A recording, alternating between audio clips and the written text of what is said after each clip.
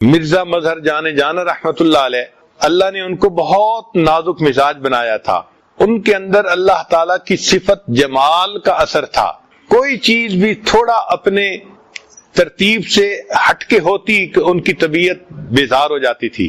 چنانچہ ایک مرتبہ حضرت مرزا جان جانا رحمت اللہ علیہ کو ملنے کے لیے بادشاہ آیا، وقت کا بادشاہ، تو بیٹھے ہوئے بات کر رہے تھے، اتنے میں بادشاہ کو پیاس لگی تو اس نے کہا کہ حضرت اجازت ہو تو میں پانی کے گھڑے سے پانی پی لوں؟ فرمایا کہ ہاں۔ چنانچہ بادشاہ اٹھا اور اس نے پیالے میں پانی ڈالا، جب پیالہ گھڑے کے اوپر رکھا تو وہ ٹھیک نہ رکھا، تھوڑا ٹیڑھا رکھ دیا۔ اب اس سے حضرت کے طبیعت کے اندر ناگواری ہوئی کہ بھئی چیز رکھنی تھی تو ترتیب سے رکھتے، بے ترتیب چیز کیا رکھی؟ چنانچہ بادشاہ جب اٹھنے لگا تو اس نے کہا کہ حضرت آپ کے پاس خادم کوئی نہیں، اگر آپ اجازت دیں تو میں ایک خادم بھیج دوں؟ حضرت نے فرمایا کہ تمہارا اپنا تو یہ حال ہے کہ تمہیں پیالہ رکھنا نہیں آتا، اگر تمہارا خادم میرے پاس آ گیا وہ میرا کیا حال کرے گا؟ چنانچہ ایک عورت نے حضرت کو رضائی بھیجی، اور وہ رضائی کی جو سلائی کی لائن تھی وہ ٹیڑھی تھی، حضرت نے وہ رضائی اپنے اوپر لی اور رات کو نیند نہیں آئی۔ کس وجہ سے نیند نہیں آئی؟ کہ سلائی کی لائن سیدھی نہیں تھی۔ ایک مرتبہ کسی نے بستر بنایا تو حضرت کو رات کو نیند نہ آئی، پوچھا کہ حضرت کیوں نیند نہیں آئی؟ فرمایا اس لیے کہ اس بستر کے نیچے کچھ تھا۔ جب انہوں نے بستر اٹھا کے دیکھا تو نیچے گندم کا دانہ پڑا ہوا تھا، گندم کے دانے کی وجہ سے نیند نہ آئی۔ تو اللہ تعالیٰ نے ان کو بہت بلند مقام دیا تھا۔ حضرت شاہ ولی اللہ محدث دہلوی رحمۃ اللہ علیہ ان کے بارے میں فرماتے ہیں کہ مجھے اللہ نے ایک کشف عطا فرمایا ہے، اور میں اس کشف کی وجہ سے یہ کہتا ہوں کہ اس وقت مرزا جان جانا رحمت اللہ علیہ جیسا بزرگ پوری دنیا میں کہیں موجود نہیں ہے۔ تو ایسے بزرگ تھے، مگر اللہ نے ان کو اپنی صفت جمال کا جو ہے وہ نمونہ عطا کیا تھا۔ کوئی چیز جو جمالیات کے خلاف ہوتی ان کی طبیعت کو بیزار کر دیتی تھی۔ اللہ کی شان یہ کہ طبیعت ایسی تھی، اور ان کو الہام ہوا کہ آپ فلاں عورت سے اگر نکاح کریں گے تو آپ کے درجات بڑھیں گے، اور وہ عورت ایسی تھی جو غصے کی بہت تیز تھی۔ چنانچہ حضرت مرزا جان جانا رحمت اللہ علیہ نے اس سے نکاح کیا، اور اس کے غصے پر صبر کیا، اور اس کے غصے پر صبر کرنے پہ اللہ نے ان کو ولایت کا وہ مقام عطا فرما دیا۔ اسی حدیث پاک میں آتا ہے اگر بیوی خاوند کے غصے پر صبر کرے تو اسے ایوب علیہ السلام کی طرح صبر کرنے کا ثواب ملے گا، اور اگر خاوند بیوی کے غصے پہ صبر کرے اللہ اسے ایوب علیہ السلام کے صبر کرنے کا ثواب عطا فرمائے گا۔ تو اس لیے غصے میں ڈیل کر لینا، اس کو برداشت کر لینا، یہ اصل انسانیت ہے۔ قرآن مجید نے اس لیے غصے کا لفظ استعمال فرمایا کہ وَالْقَاذِمِينَ الْغَيْظَ، غصے کو پی جانے والے۔ نبی علیہ الصلوۃ والسلام غصے کو کس طرح پی جاتے تھے، اس کی ایک بہترین مثال کہ ایک مرتبہ سیدہ عائشہ صدیقہ رضی اللہ تعالیٰ عنہا کی باری تھی، یعنی نبی علیہ السلام نے ان کے گھر میں رات گزارنی تھی، تو ایک اور ام المومنین جو کھانا بہت اچھا پکاتی تھی، انہوں نے کھانا بنایا اور انہوں نے ایک پیالے میں کھانا ڈال کر نبی علیہ السلام کی طرف بھیج دیا۔ اب ام المومنین عائشہ صدیقہ رضی اللہ عنہا کو بڑی غیرت آئی کہ بھئی میری باری کا دن ہے تو ساری خدمت میں کروں گی، دوسری بیوی کیوں اپنا کھانا بنا کے بھیج رہی ہے میری باری کے دن؟ چنانچہ جو آدمی کھانا لے کے آیا جب وہ دینے لگا تو عائشہ رضی اللہ تعالیٰ عنہ نے اس کے ہاتھ سے اتنا بے دلی سے کھانا لیا کہ وہ پیالہ نیچے گرا اور ٹوٹ گیا۔ اب جب پیالہ ٹوٹ گیا تو اللہ کے حبیب صلی اللہ علیہ وسلم نے اس پر کوئی غصہ نہیں دکھایا، بلکہ آپ صلی اللہ علیہ وسلم نے ایک دوسرا برتن اٹھایا اور جو کھانا تھا وہ اٹھا کے اس کے اندر ڈال دیا، اور جو برتن ٹوٹا تھا اس کے بدلے ایک اور برتن گھر سے اٹھا کے دے دیا، اور اس کو کہا غارت امو کے، تمہاری ماں کو غیرت آ گئی تھی اس لیے یہ برتن ٹوٹ گیا ہے۔ اب ہم کبھی اس مثال کو اپنے اوپر چسپاں کر کے دیکھیں کہ ہماری بیوی کبھی اس معاملے میں ایسے مس بیہیو کرے، ہم تو ایک طوفان کھڑا کر دیں گے، یہ بدتمیز ہے، اسے سمجھ نہیں ہے، یہ بے وقوف لڑکی ہے، یہ تو بیوی رکھنے کے قابل ہی نہیں ہے، اس کو تو سمجھ ہی نہیں آتی، ہم پتہ نہیں اس کے اوپر کیا کیا صلواتیں سنائیں گے۔ مگر اللہ کے پیارے حبیب صلی اللہ علیہ وسلم جو انسانیت کو سمجھتے تھے، انہوں نے اس معاملے کو کتنا آسان بنا دیا کہ برتن ٹوٹنے کے بدلے میں برتن دے دیا، اور ان کو سمجھا دیا کہ بھئی ان کو غیرت آ گئی تھی، اور اس بات کو اتنا آسان طریقے سے اللہ کے حبیب صلی اللہ علیہ وسلم نے برداشت کر لیا۔ اگر اللہ کے حبیب صلی اللہ علیہ وسلم بیوی کی ایسی بات کو بھی برداشت کر سکتے تھے تو ہم تو بیوی کی چھوٹی چھوٹی باتوں پہ غصہ کرتے ہیں۔ تو اس غصے کی وجہ سے پھر ہم ولایت کے مقامات کو حاصل کرنے سے جو ہے محروم رہتے ہیں۔ اللہ تعالی ہمیں اپنے غصے پر قابو پانے کی توفیق عطا فرمائے۔ ایک مرتبہ ایک صحابی اونٹ پر سوار تھے اور اونٹ صحیح طرح چل نہیں رہا تھا، تو انہوں نے اونٹ کو قرض کر دیا، یعنی اس پر لعنت بھیجی۔ تو نبی علیہ السلام نے اس صحابی کو فرمایا اب آپ اس اونٹ سے نیچے اتر جائیں، آپ نے اس پر لعنت بھیجی ہے، آپ کو اس سواری پر سوار ہونے کا حق نہیں ہے۔ اس سے پتا چلا کہ جو لوگ بیوی پہ غصہ کرتے ہیں پھر ان کو چاہیے کہ وہ بیوی کے ساتھ محبت بھرے لمحات بھی مت گزاریں، اس لیے کہ اگر محبت بھرے لمحات گزارنے ہیں تو پھر اس پر غصہ کرنے کی کیا ضرورت ہے۔ بعض اوقات دیکھا گیا کہ عورتیں غصے میں بد دعا زیادہ کرتی ہیں، یہ بہت بری عادت ہے۔ عام طور پر نوجوان بھائی بہنوں کو غصہ زیادہ دلاتے ہیں اور بہنیں بھائیوں کو بد دعائیں زیادہ دیتی ہیں۔ مثال کے طور پر بہن کے چہرے پہ دانے نکل رہے تھے جو جوانی کی ابتدا میں سب لوگوں کے چہروں پہ نکلتے ہی ہیں، تو ڈاکٹر نے اس کو کہہ دیا کہ تم اپنے منہ کو دھویا کرو اور اس پر کوئی پالیوٹڈ چیز نہ لگاؤ۔ چنانچہ بھائی کو پتہ چل گیا کہ ڈاکٹر نے کہا ہے کہ بہن کے چہرے پر کوئی ایسی چیز نہیں لگنی، تو آتے جاتے وہ کبھی بہن کے چہرے پہ انگلی لگاتا، کبھی ہاتھ لگاتا، اس کو غصہ دلاتا۔ یہ بھائیوں کی عادت ہوتی ہے، وہ بہنوں کو غصہ دلا کے خوش ہوتے ہیں، مگر ایسے موقع پہ بہنوں کو برداشت کرنا چاہیے اور ان کو بد دعائیں نہیں دینی چاہیے۔ کئی عورتیں ایسی ہوتی ہیں کہ بد دعائیں دیتی ہیں اور غصے میں کہی ہوئی باتیں بھی بعض اوقات اللہ کے ہاں قبول ہو جاتی ہیں اور پھر بعد میں ساری عمر روتی رہتی ہیں۔ نبی علیہ السلام نے ارشاد فرمایا کہ غصے کی حالت میں تم بد دعا نہ کرو، اس لیے کہ غصے کی حالت میں کی ہوئی دعا بھی قبول ہو جاتی ہے۔ کئی مائیں اپنے بچوں کو بد دعا دے دیتی ہیں اور وہ بد دعا قبول ہو جاتی ہے اور پھر بعد میں ساری عمر روتی رہتی ہیں۔ ہم نے اپنی زندگی میں ایک واقعہ دیکھا، ایک عورت تھی جو گلیوں کے اندر تنکے چنتی تھی اور محلے کے سارے لڑکے اس کا مذاق اڑاتے تھے، کچھ بچے اس کو کوئی کنکر پتھر بھی مار دیتے تھے، باتیں کرتے تھے، مگر امی مجھے ہمیشہ سمجھاتی تھی کہ بیٹا تم نے کبھی اس کے ساتھ کوئی مذاقیہ بات نہیں کرنی اور کبھی اس کے ساتھ کوئی ایسا معاملہ نہیں کرنا۔ تو میں ہمیشہ امی سے پوچھتا تھا امی وجہ کیا ہے؟ امی کہتی تھی کہ ہاں کوئی وجہ ہے جس سے میں تمہیں سمجھا رہی ہوں کہ اس عورت کے ساتھ ایسا نہ کرنا، یہ بہت غمزدہ عورت ہے۔ تو چھوٹی عمر میں مجھے یہ بات سمجھ نہیں آتی تھی کہ سارے محلے کے لڑکے اس کے ساتھ مذاق اڑاتے ہیں، مجھے ہی کیوں منع کیا جاتا ہے۔ جب بڑے ہوئے، جوان ہوئے، تب امی نے ایک دن بات سمجھائی کہ اصل میں یہ اس محلے کی ایک عورت تھی، اللہ رب العزت نے اس کو ایک بیٹا عطا کیا۔ اب وہ بیٹا چھوٹا تھا اور اس کو ماں سے بہت اٹیچمنٹ تھی۔ بعض بچے ماں کے ساتھ بہت اٹیچڈ ہوتے ہیں، ان کو گودوں کا چسکا پڑ جاتا ہے، وہ چاہتے ہیں کہ ہر وقت امی ہمیں اپنی گود میں ہی لیے رکھے۔ وہ بچہ بھی اسی طرح کا تھا۔ ایک دن ماں کوئی کام کرنا چاہتی تھی جیسے کپڑے دھونے یا کوئی گھر کی صفائی کرنی، اور بچہ چپکا ہوا تھا اس کے ساتھ، تو اس نے بچے کو فیڈر دیا اور اس کو ڈانٹا کہ اچھا میں اب کام کرنے لگی ہوں، اب تم نے میرے پیچھے نہیں آنا۔ بچے نے فیڈر پیا اور پھر وہ ماں کے ساتھ آ کے چپک گیا۔ اس پر اس کو غصہ آ گیا اور غصے میں اس نے بچے کو کہا کہ میں تو تمہیں سلا کے آئی تھی، تم کیوں پھر میرے پاس آ گئے؟ اور غصے میں یہ لفظ کہہ دیا کہ میں نے تو تمہیں سلایا تھا، تم سو ہی جاتے تو اچھا تھا۔ یہ اس نے غصے میں بات کر دی کہ سو ہی جاتے تو اچھا تھا۔ چنانچہ اللہ نے اس کی اس بد دعا کو قبول کر لیا۔ اس کے بعد کیا ہوا کہ وہ بچہ بڑا نیک بنا اور بڑا قابل بنا، اسکول میں بھی وہ فرسٹ آتا اور سارے محلے والے اس کا نام لے کے اپنے بچوں کو نصیحت کرتے کہ دیکھو تم بھی ایسے قابل بنو جیسے وہ بچہ ہے۔ پھر اس کے بعد اس نے بزنس کیا اور اللہ کی شان کہ اس کا بزنس بھی بہت اچھا ہوا۔ پورے محلے میں وہ بچہ ایک ماڈل سمجھا جاتا تھا، ہر ماں باپ اس کو محبت کی نظر سے دیکھتا تھا۔ چنانچہ وہ بچہ شکل میں بھی خوبصورت تھا، اس کی تعلیم بھی بہت اچھی اور اس کا کاروبار بھی بہت اچھا۔ جب وہ جوانی کی عمر کو پہنچا تو ماں نے اس کے لیے ایک بہت خوبصورت پڑھی لکھی لڑکی کا انتخاب کیا۔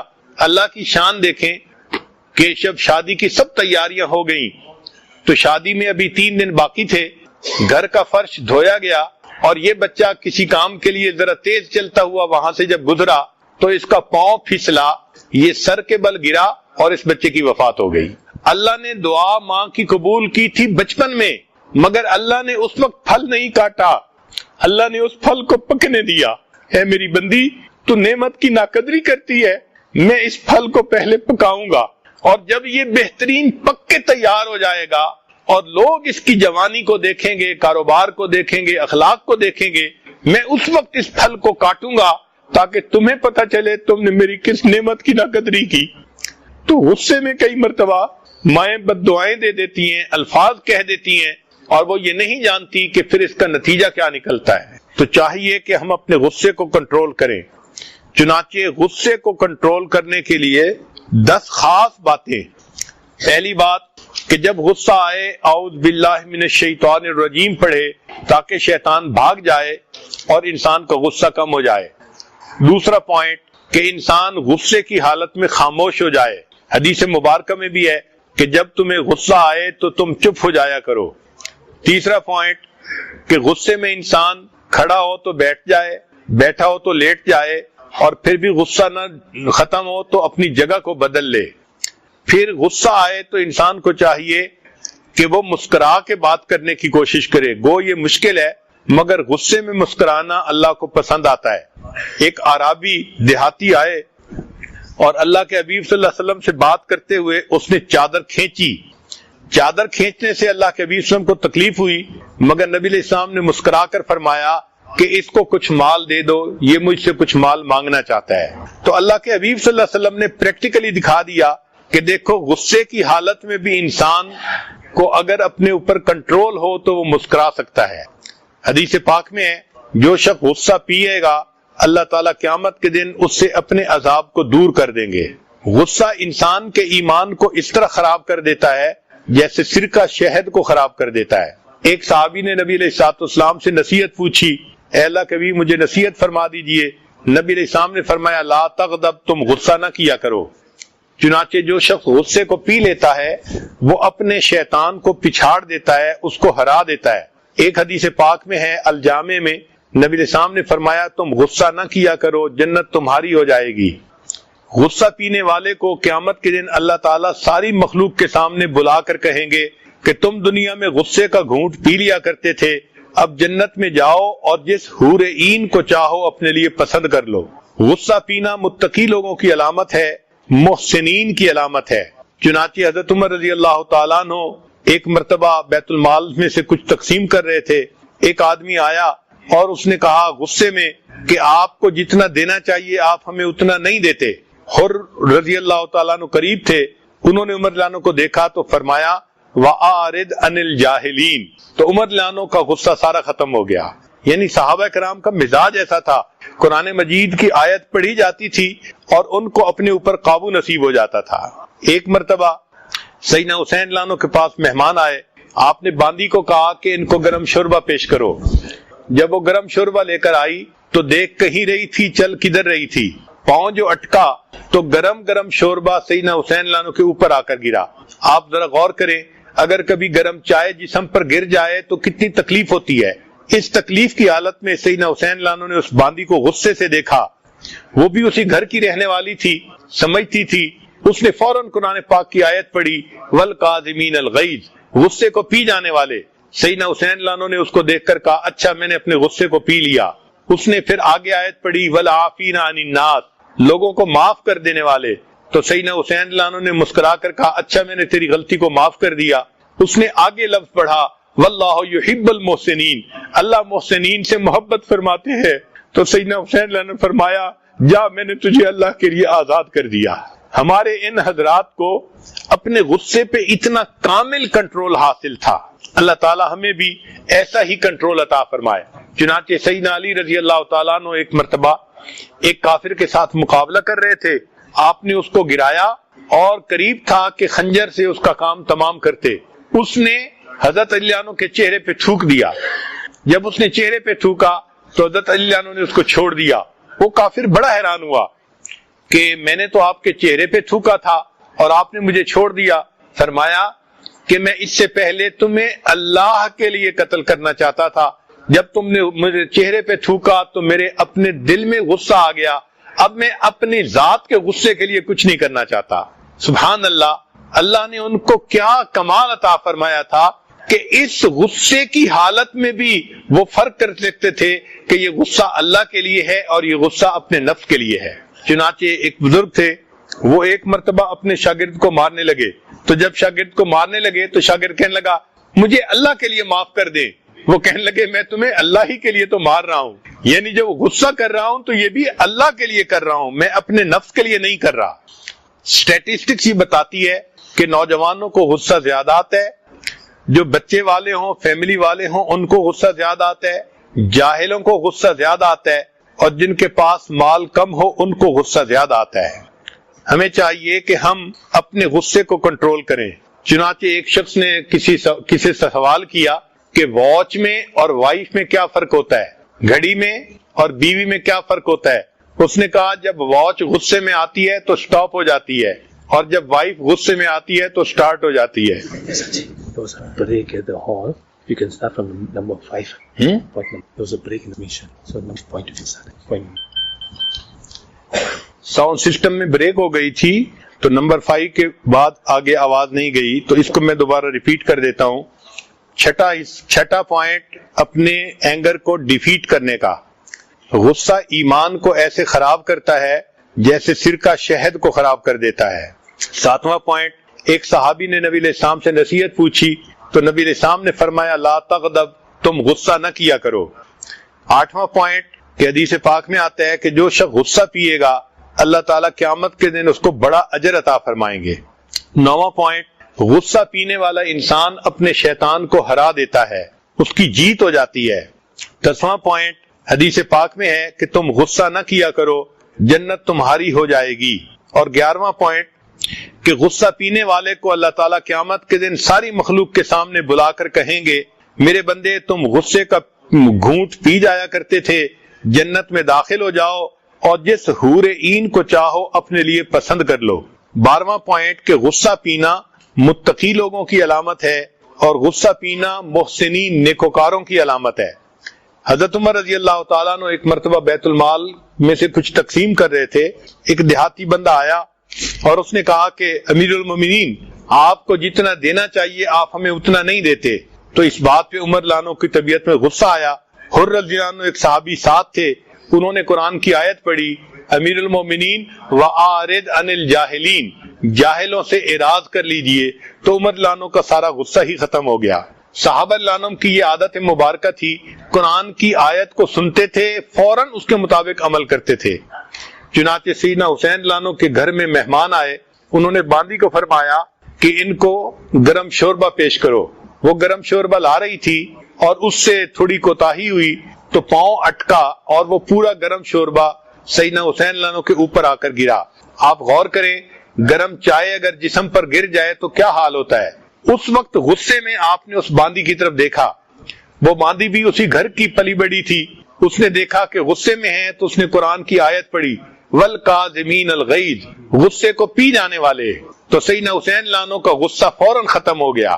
اس نے اگلا حصہ پڑھا وَالْعَافِينَ عَنِ النَّاسِ، لوگوں کو معاف کر دینے والے، تو سیدنا حسین لانو نے فرمایا اچھا میں نے تمہیں معاف کر دیا۔ اس نے آیت کا اگلا حصہ پڑھا وَاللَّهُ يُحِبُّ الْمُحْسِنِينَ، تو سیدنا حسین لانو نے فرمایا اچھا میں نے تمہیں اللہ کے راستے میں آزاد کر دیا۔ اللہ رب العزت نے ان کو ایسی طبیعتیں عطا فرمائی تھی کہ ان کے اپنے غصے پہ ایسا کامل کنٹرول حاصل تھا۔ سیدنا علی رضی اللہ عنہ نے ایک مرتبہ ایک کافر کو گرایا، لڑ رہے تھے، اس نے آپ کے چہرے پہ تھوک دیا تو سیدنا علی رضی اللہ عنہ نے اس کو چھوڑ دیا۔ وہ بڑا حیران ہوا کہ میں نے تو چہرے پہ تھوکا تھا، آپ نے میرے اوپر خنجر کیوں نہیں چلایا؟ آپ نے فرمایا میں اس سے پہلے اللہ کے لیے یہ خنجر چلانا چاہتا تھا، جب تم نے میرے چہرے پہ تھوکا تو میرے اپنے اندر غصہ پیدا ہوا، میں اپنے نفس کی خاطر کوئی عمل نہیں کرنا چاہتا۔ چنانچہ جب کسی بندے کو غصہ آئے تو اس کو چاہیے کہ وہ اس وقت وضو کر لے یا ٹھنڈے پانی سے نہا لے، اس سے انسان کا غصہ جلدی ختم ہو جاتا ہے۔ اسٹیٹسٹکس نے یہ بات کھولی کہ جوانوں کو غصہ زیادہ آتا ہے، جو بچے والے ہوتے ہیں فیملی والے ان کو بھی غصہ زیادہ آتا ہے، جو جاہل ہوتے ہیں ان کو بھی غصہ زیادہ آتا ہے، اور جن کے پاس مال کم ہوتا ہے ان کی ضرورتیں پوری نہیں ہوتی ان کو بھی غصہ زیادہ آتا ہے۔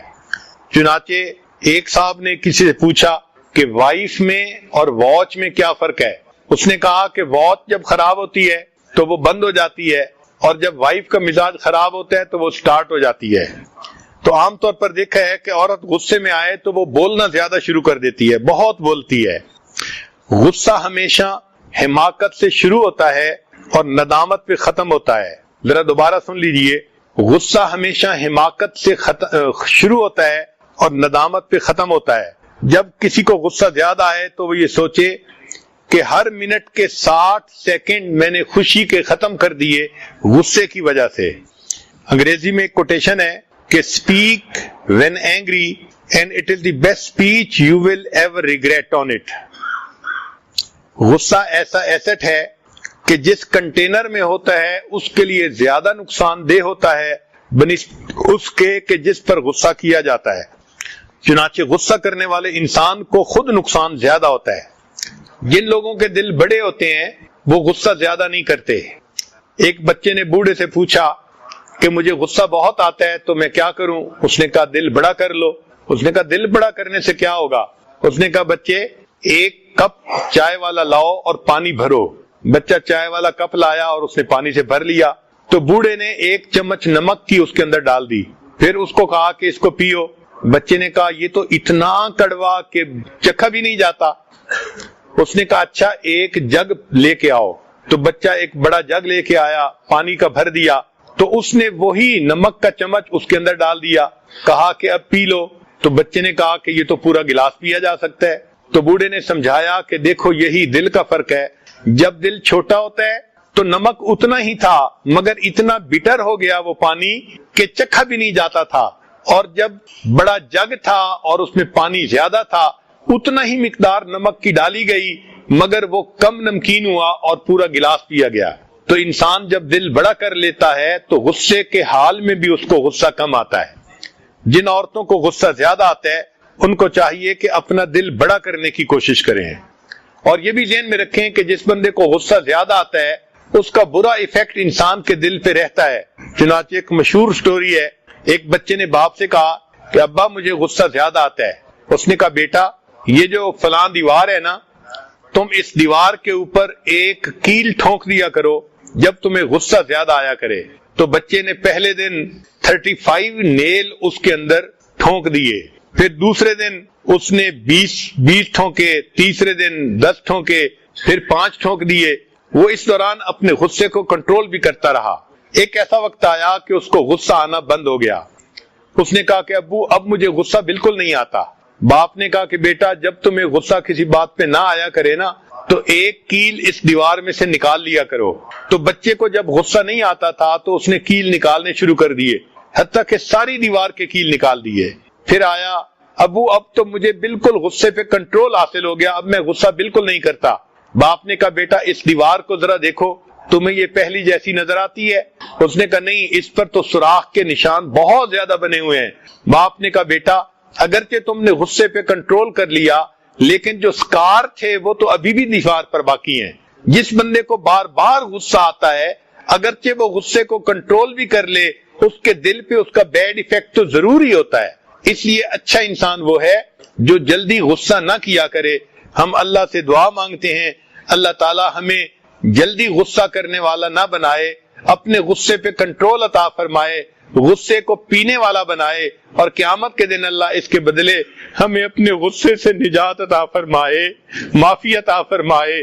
وآخر دعوانا ان الحمد للہ رب العالمین.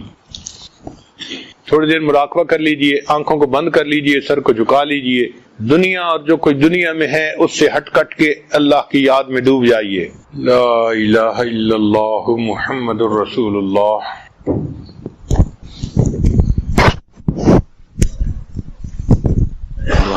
سبحان ربی العظیم. اللهم صل على سيدنا محمد وعلى آل سيدنا محمد وبارك وسلم.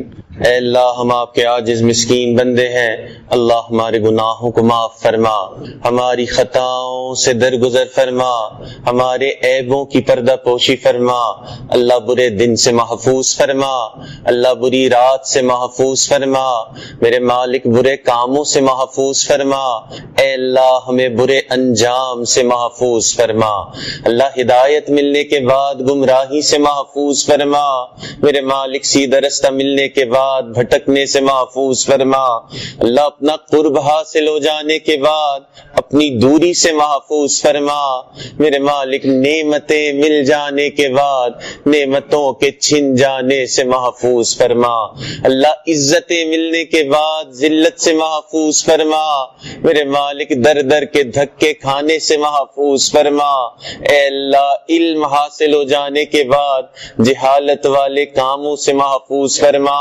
میرے مالک اپنی رحمت کا سایہ عطا فرما، اے اللہ اپنی رحمت کا سایہ عطا فرما، اے اللہ ہم تیرے کمزور بندے ہیں، اے اللہ اپنی کمزوری کا اعتراف کرتے ہیں، اللہ جس طرح آپ کو یاد کرنے کا حق تھا میرے مالک ہم آپ کو اس طرح یاد نہ کر سکے، اللہ جس طرح آپ کی دی ہوئی نعمتوں پہ شکر کرنے کا حق تھا میرے مالک وہ حق بھی ادا نہ کر سکے، اے اللہ جس طرح آپ کی عبادت کا حق تھا میرے مالک وہ حق بھی ادا نہ کر سکے، اے اللہ ہماری اس کوتاہی کو معاف فرما، اے اللہ ہماری اس کوتاہی کو معاف فرما، اے اللہ ہمارے دلوں کو اپنی یاد سے منور فرما، اے اللہ اپنی رحمت کا سایہ عطا فرما، اے اللہ یہ رحمتوں کے ایام ہیں، اللہ ان رحمتوں کے ایام میں ہمارے حال پر بھی رحم فرما، اے اللہ ہم تیرے کمزور بندے ہیں، اپنی کمزوری کا اعتراف کرتے ہیں، اے اللہ رات توبہ کرتے ہیں صبح توبہ توڑ بیٹھتے ہیں، اے اللہ صبح توبہ کرتے ہیں رات پھر توڑ بیٹھتے ہیں، میرے مالک ہمارے ساتھ درگزر کا معاملہ فرما، اللہ ان رحمت کے ایام میں اے اللہ ہمارے حال پر بھی رحم فرما، اللہ آپ کی رحمت کی نگاہ پڑتی ہے فضیل بن ایاز جیسے ڈاکوؤں کے سردار کو آپ اپنے اولیاء کا سردار بنا دیتے ہیں، اللہ آپ کی رحمت کی نگاہ پڑتی ہے بشر حافی جیسے شرابی کو آپ اپنی محبت کی شراب پلا دیتے ہیں، اے اللہ ایک رحمت کی نگاہ ہم پہ بھی ڈال دیجئے، اللہ ایک رحمت کی نگاہ ہم پہ بھی ڈال دیجئے، اے اللہ تیری ایک نگاہ کی بات ہے، میری زندگی کا سوال ہے، اللہ رحمت کا معاملہ فرما، میرے مالک کرم کے فیصلے فرما،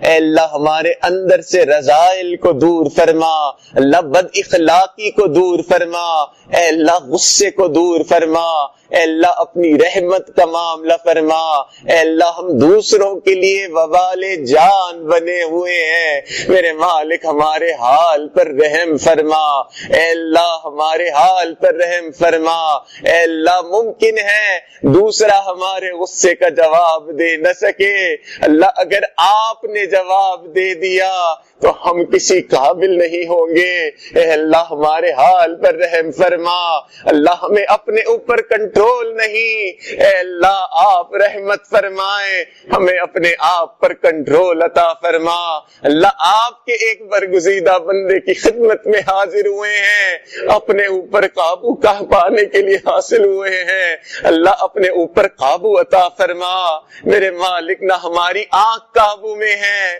نہ ہماری زبان قابو میں ہے، اللہ نہ ہمارا دل قابو میں ہے، اے اللہ اس رحمت والے ایام میں ان رحمت بھرے لوگوں میں اے اللہ ہمارے حال پر بھی رحم فرما، اللہ کرم کے فیصلے فرما، اے اللہ میں نیک نہ بن سکا، اللہ تیرے نیکوں میں آ کے بیٹھ گیا ہوں، اللہ نیک نہ بن سکا، اللہ تیرے نیکوں میں آیا بیٹھا ہوں، اللہ ان نیکوں کی برکت سے ہمارے حال پر بھی رحم فرما اللہ، ان نیکوں کی برکت سے ہمارے دلوں کو بھی زندہ فرما میرے مالک، جیسا آپ ہم سے راضی ہوتے ہیں اے اللہ ہمیں ویسا بننے کی توفیق نصیب فرما، اے اللہ جس طرح آپ ہمیں دیکھنا چاہتے ہیں اے اللہ ہمیں ویسا بننے کی توفیق نصیب فرما، اے اللہ ہم نے جو بھی گناہ کیے اللہ اس عشرے میں ہمارے گناہوں کو معاف فرما، اللہ آپ کے محبوب نے فرمایا یہ آگ سے خلاصی کا عشرہ ہے، میرے مالک ہمیں بھی آگ سے خلاصی عطا فرما، اے اللہ قیامت کے دن کی شرمندگی سے محفوظ فرما، اللہ قیامت کے دن کی حیرت سے محفوظ فرما، اللہ آپ کے محبوب نے فرمایا کہ قیامت کے دن کچھ لوگ کیا سوچتے ہوں گے اور ان کے ساتھ کیا ہو جائے گا، میرے مالک ہمیں قیامت کے دن اس طرح کی حیرت سے محفوظ فرما، اللہ اپنی رحمت کا سایہ عطا فرما، اے اللہ اپنے کرم کے فیصلے فرما، اے اللہ اپنی رحمت کا نزول فرما، اے اللہ دور بیٹھی مستورات ان دعاؤں پہ آمین کہہ رہی ہیں میرے مالک ان کو بھی ان دعاؤں میں شامل فرما، اے اللہ ان کے بھی اٹھے ہوئے ہاتھوں کو قبول فرما، اے اللہ دنیا داروں کو دیکھا کہ گھر پہ عورتیں چل کے آ جاتی ہیں، لوگ قتل کے مقدمے تک معاف کر دیتے ہیں، اللہ آج تیری بندیاں تیرے در پہ حاضر ہوئی ہیں، اے اللہ اس کی برکت سے ہم سب کے گناہوں کو بھی معاف فرما دیجئے، اللہ ہم سب کے بھی گناہوں کو معاف فرما دیجئے، اے اللہ جہاں جہاں مسلمان پریشانی کے عالم میں ہے اللہ ان کی پریشانیوں کو دور فرما، اللہ اٹکے ہوئے کاموں کا ہونا آسان فرما، اللہ الجھے ہوئے کاموں کو اپنی رحمت سے سلجھا، میرے مالک کرم کے فیصلے فرما، اے اللہ ہمارے تینوں حرم کی حفاظت فرما، اللہ ہمارے ساتھ درگزر کا معاملہ فرما، اے اللہ دعوت و تبلیغ کے کاموں کی حفاظت فرما، جہاں اللہ اللہ ہوتی ہے ان خانقاہوں کی حفاظت فرما، اللہ مدارس عربیہ کی حفاظت فرما، میرے مالک اقامت دین کی کوششوں کی حفاظت فرما، اے اللہ اپنی رحمت کا سایہ عطا فرما، اللہ جو مانگا وہ بھی عطا فرما، جو مانگنا چاہیے تھا اے اللہ نہیں مانگ سکے اللہ وہ بھی عطا فرما، اے اللہ ہمارے حضرت کی عمر میں برکت عطا فرما، اللہ ان کا سایہ ہمارے سروں پہ تا دیر قائم و دائم فرما۔